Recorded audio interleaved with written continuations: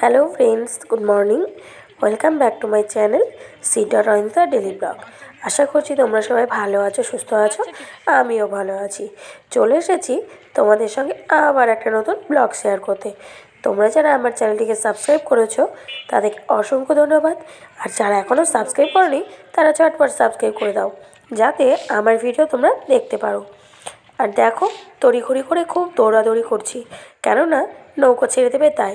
যদি এই নৌকোটা ছেড়ে দেয় তাহলে আবার 10 মিনিট দাঁড়িয়ে থাকতে হবে। তো তাড়াহুড়ো করে আমরা তো নৌকায় উঠে পড়েছি, কিন্তু তোমাদের দাদাভাইকে নিয়ে একটু ভয় ছিল, কেননা ও নৌকোয় পার হওয়ার জন্য টাকা দিচ্ছিল। তারপরে টাকা দেওয়া হতে না হতেই দেখি নৌকোটা ছেড়ে দেওয়ার মতন। তো একটু দাঁড়ান আসতে লোক আসতে করতে করতে যাই হোক থেমেই গিয়েছে। আর এদিকে তোমাদের দাদাভাই উঠে পড়েছে, আমরাও উঠে পড়েছি, আর লঞ্চও ছেড়ে দিয়েছে। সত্যি বলতে কি, আমার না গঙ্গা পার হতে খুব ভয় লাগে। কেন বলো তো? আমি সাঁতার জানি, কিন্তু তাও কেন কি জানি একটু ভয়টা ঢুকে গিয়েছে। আর সবাই আছে তো, আমি নাই সাঁতার জানি, তোমাদের দাদাভাই সাঁতার জানে না, আমার ছেলে তো পুচকু, তার মধ্যে মারা সবাই আছে। তো ভয় লাগে একটু, যেন কেন জানি না। আবার অনেক সময় বা এমন সিচুয়েশন হয় যে সাঁতার জানলেও সাঁতারটা ভুল হয়ে যায়। আর কয়েকদিন আগেই এই লালবাগ গঙ্গাতেই সদরঘাটে একটা নৌকা থেকে গাড়ির সমেত দুটো মানুষ মারা গেল, যে কারণে খুব ভয় লাগে। তো দেখো, আমরা গঙ্গা পার হয়ে চলে এসেছি। আর এইবার আমরা যাচ্ছি কিটেশ্বরীতে। কিটেশ্বরীর আগে পড়বে ডাহাপাড়া, কিন্তু ডাহাপাড়া ধামে এখন না, আগে কিটেশ্বরীতে পুজো দিয়ে আসবো, তারপরে ডাহাপাড়া ধামে ঢুকবো। কেননা যদি এখন কিটেশ্বরীতে না যেতে পারি 12টা বেজে যাবে। আর সবসময় দেখবে কোনো পুজো দিতে হলে 12টার আগে পুজোটা দেওয়া সবথেকে ভালো। তার জন্য তড়িঘড়ি করে আগে বললাম যে আগে আমরা কিরিটেশ্বরী যাব, তারপরে এসে আসবো ডাহাপাড়া ধামে। তা তোমাদের দাদাভাইকে বললাম প্রথমে ডাহাপাড়া ধাম থেকে আগে টিকিটটা কেটে নিও। তো আমরা তো টোটোতে যাচ্ছি, আর তোমাদের দাদাভাই যাচ্ছে বাইকে। তো তোমাদের দাদাভাইকে বললাম তুমি বাইকে করে ঢুকে আগে টিকিটটা কেটে নিও, তা না হলে টিকিটের ভোগেরা টিকিট পাওয়া যাবে না। ডাহাপাড়ার আবার নিয়ম আছে, 11টার মধ্যে সব টিকিট নিয়ে নিতে হবে, না হলে টিকিট পাওয়া যাবে না। তো আর এই প্রসাদটা না এর আগে 3বার জুটেনি কপালে। আর পুজো দেওয়াটাও, এমনকি কিটেশ্বরীতে যে পুজো দেবো 3বার না এসেছি ঠিকই, এটা নিয়ে 3বার আসা হচ্ছে, কিন্তু পুজো কোনোবারই দেওয়া হয় না। এইবার ঠাকুর চেয়েছে তাই পুজোটা দিতে যাচ্ছি। আর আমরা কারা কারা যাচ্ছি? আমি, বোন, আমার মাসির 2 মেয়ে, যাচ্ছে বোনপো, আর মা আর বাবা আজকে সকালবেলাতেই আসলো। তো দেখো, ডাহাপাড়া ধামের মন্দিরটা এখান থেকে দারুণ দেখা যাচ্ছে, ওই যে উপরের চূড়াটা। তো আমরা কিরিটেশ্বরীতে পৌঁছে গিয়েছি, আর এইবার আমরা মন্দিরে প্রবেশ করব। মন্দিরে ঢুকেই দেখি চারিদিকে ডালা বিক্রি হচ্ছে, কিন্তু আমরা চলে এসেছি, তোমাদের দাদাভাই এখনও আসেনি। তো তোমাদের দাদাভাইয়ের জন্য আমি দাঁড়িয়ে আছি, ও আসলে একটা ডালা নিয়ে তারপরে ভেতরে ঢুকে যাব। তোমাদের দাদাভাই গিয়েছে ওই যে বললাম ডাহাপাড়াতে ভোগের টিকিট নিতে, তাহলে টিকিট পাওয়া যাবে না, তো টিকিটটা আনতে গিয়েছে। আর কিরিটেশ্বরীতে দেখছি এইবার প্রচুর ভিড়, প্রচুর মানুষ এসেছে পুজো দিতে, অনেকে এসেছে পিকনিক করতে। তো দেখো, এখানে একটা একটা সব ডালা সাজানো আছে, কোনোটা 50 টাকা, কোনোটা 100 টাকা, কোনোটা আবার 150 টাকা। তো আমি দেখে নিচ্ছি আগে ভালো করে কোন ডালাটা নেওয়া যাবে। আর আমার দিদিরা কোনো ডালা না নিয়ে শুধু মিষ্টি নিল ঠাকুরের পুজো দেওয়ার জন্য। তোমাদের দাদাভাই চলে এসেছে, আর আমরা পুজোর ডালাটা নিয়ে নিয়েছি।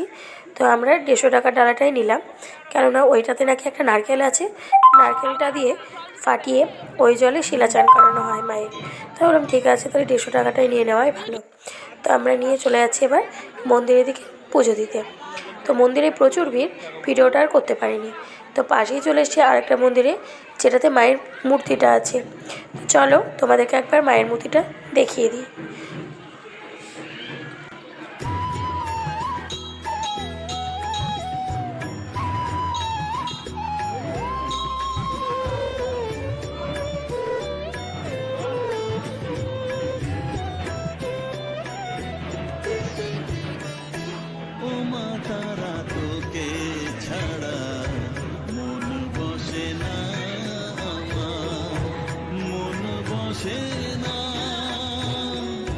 পুজো দিয়ে বেরিয়ে গিয়েছি, এমন সময় আমার বোনপুকে পাওয়া যাচ্ছে না। তোকে বলেছিলাম যে তুই এখানে দাঁড়াবি, তুই এদিক ওদিক যেন কোথাও না যাস। বললো হ্যাঁ দাঁড়াবো। তো দিদিরাও গিয়েছিলো পুজো দিতে, কিন্তু এমন ছেলে না দাঁড়িয়ে খুব করে পালিয়ে গিয়েছে। তো আমি আর তোমাদের দাদা ভাই, তারপরে ওই যে দিদি যাচ্ছে বাবা, এ দেখো যে চেক সোয়েটার পরে আছে এদিকে যাচ্ছে, ওটা হচ্ছে বাবা। আর সঙ্গে অনেকে খুঁজছে, সবাই যে যার মতন করে খুঁজছে, কিন্তু কোথাও পাচ্ছে না। ওই দেখো তোমাদের দাদাভাই আসছে। তোমাদের দাদাভাই তো টেনশন হয়ে যায় অল্পতেই, তো আরও টেনশন হয়ে যাচ্ছে, কারণ ওকে বললো যে এখানে দাঁড়াতে, ও না দাঁড়িয়ে চলে গিয়েছে। আমরা বললাম যে চল তুই মন্দিরের মধ্যে, বলে না তোমরা যাও, আমরা এখানে আমি এখানে দাঁড়াচ্ছি। আর এদিকে যে যার মতন করে খুঁজছে, দেখি কখন পাওয়া যায়। তো দেখো ওই দেখো চলে এসেছে আমার বোনপো। তো তোমাদের দাদাভাই গিয়ে তো একটু বকাবকি করলো, বলেছে ওকে দাঁড়াতে, ও চলে এসেছে, কোথায় চলে গিয়েছে সেই জন্য। কিন্তু দিদি বলছে, আমার দিদি বলছিল যে ও মেলাতেই ঘুরছে, এদিক ওদিক কোথাও যাবে না, ও ঘুরছে দেখো। তো সত্যি ওই যে বর্দির সাথে বর্দি নিয়ে আসলো, আর এদিকে ওরা এসেছে আর আমার বাবার পাত্তা নেই। তো আমি বললাম যে একটু দাঁড়াও, আমাদের মেশো আর বোনপোর কয়েকটা ভিডিও করে নিই। আর দেখো দুজনের ড্রেসটা অনেকটা একই রকম পড়েছে। আর সত্যি তোমাদের দাদাভাই এত টেনশন করে না, তো টেনশনে মনে হচ্ছে ওই হার্টফেল করে ফেলবে এরকম অবস্থা। তো যাই হোক বলছে এইবার আর যেন তুমি ছাড়বে না আমাকে, ওর হাত চেপে চেপে ধরে নিয়ে আছে। আর এদিকে আসছে আমার মার ছেলে।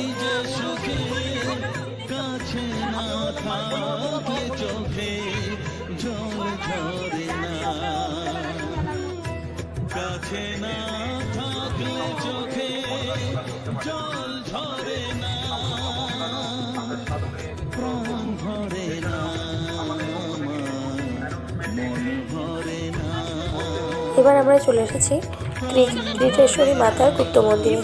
তো এখানে একটু চারিদিকটা দেখবো, দেখে তারপরে বেরিয়ে যাব ডাহাপাড়া ধামে। তো আমরা যেহেতু ওই মন্দির থেকে পুজো দিয়ে এসেছি, সেই জন্য আর এই মন্দিরে পুজো দিলাম না, শুধু ঠাকুরটাকেই দর্শন করবো। আর ঠাকুর দর্শন করে না বেরিয়ে যাব।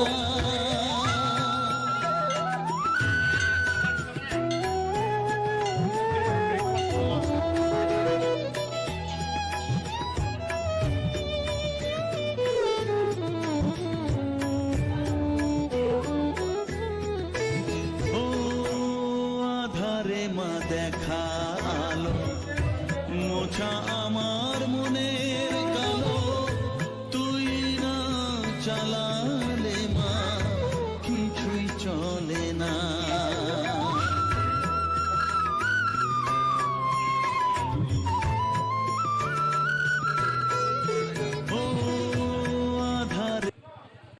আমরা কিটেশ্বরী থেকে সব ঠাকুর দর্শন করে বেরিয়ে পড়েছি।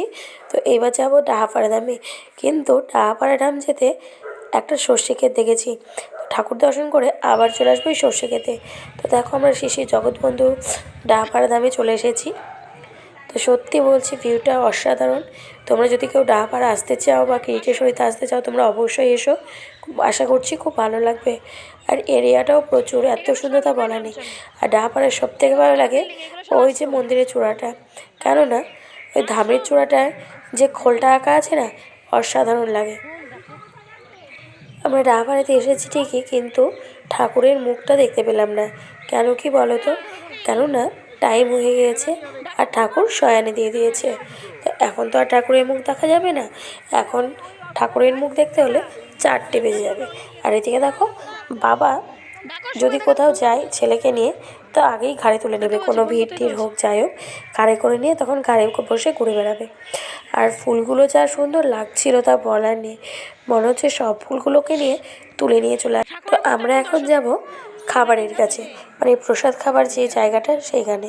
কেননা ঠাকুরের মুখ তো দর্শন হলো না, ঠাকুরের মুখটা দর্শন হবে পরে। তো ততক্ষণে একটু আমরা প্রসাদের জন্য দাঁড়িয়ে পড়ি। তো দেখো ভেতরে সবাই আমাদের আগে যারা আছে তারা খাওয়া দাওয়া করছে, আর আমরা বাইরে দাঁড়িয়ে আছি। আর দেখো চারিদিকটা মেঘলা, আজকে না রৌদ্রের কোনো দেখা নেই। আর সত্যি বলতে কি ডাহাপাড়ার এই যে প্রসাদ, তা প্রসাদ খাওয়ার জন্য আমি অতি আগ্রহে অপেক্ষা করে আছি। কেননা প্রথমেই বললাম এর আগেও 2-3বার এসেছি, কিন্তু প্রসাদ আর কপালে জোটেনি, এইবারই হচ্ছে প্রথম। তো দেখো আমরা ভেতরে চলে এসেছি প্রসাদ খাওয়ার জন্য।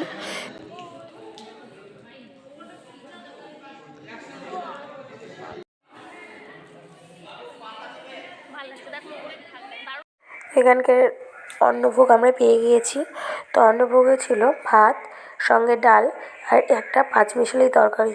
তা সত্যি বলছি, খেতে যে এত সুন্দর লেগেছে তা বলার নেই। আর গরম গরম ভাত, তার মধ্যে সকাল থেকে কোনো কিছু খাওয়া নেই, তো বেশ ভালোই লাগলো খেতে। তো খাওয়া দাওয়া করে এইবার আমরা বেরিয়ে যাচ্ছি বাইরে। তো চলো তোমাদেরকে একবার ডাহাপাড়ার পুরো মন্দিরটা ঘুরিয়ে দেখাই।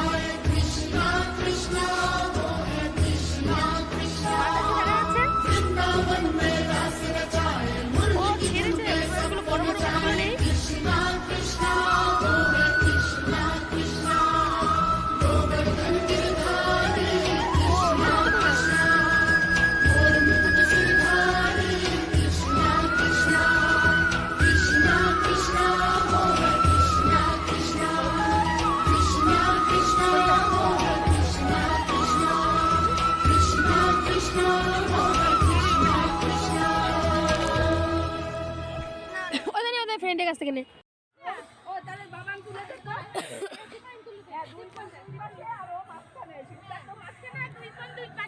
দেখো আমরা চলে এসেছি এখন সর্ষে খেতে ঠাকুর দর্শন করে। আর কি বলো তো, সর্ষে খেতে এসেই এই যে দিদি কিন্তু সর্ষে খেতে কোনো রিলস বা ভিডিও বা ছবি করতে আসেনি। দিদি বলছে আমি কোনো কিছু করবো না, আমি শুধু সর্ষে পাতা সর্ষে ফুল তুলবো। কেননা এই যে সর্ষে পাতা আর সর্ষে ফুল বাটা খেতে এতটা সুন্দর লাগে তা বলার নেই।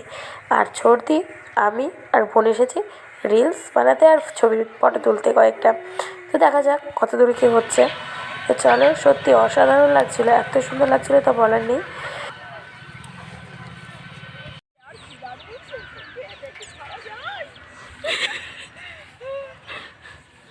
হ্যালো গাইস, তো আমরা এসেছি সর্ষে ক্ষেতে ছবি তুলতে, আর বড়দি এসেছে সর্ষে ক্ষেতে শাক আর ফুল চুরি করতে। তো সর্ষে ক্ষেতে অনেক ভিডিও রিলস সঙ্গে ফটো অনেক কিছু করা হলো, অনেক মজা করলাম আর সারাদিনটা খুব ভালোই কাটলো। আমরা এখন যাচ্ছি বাড়ি। তো আজকের মতন ভিডিওটা এই পর্যন্তই। সবাই ভালো থেকো, সুস্থ।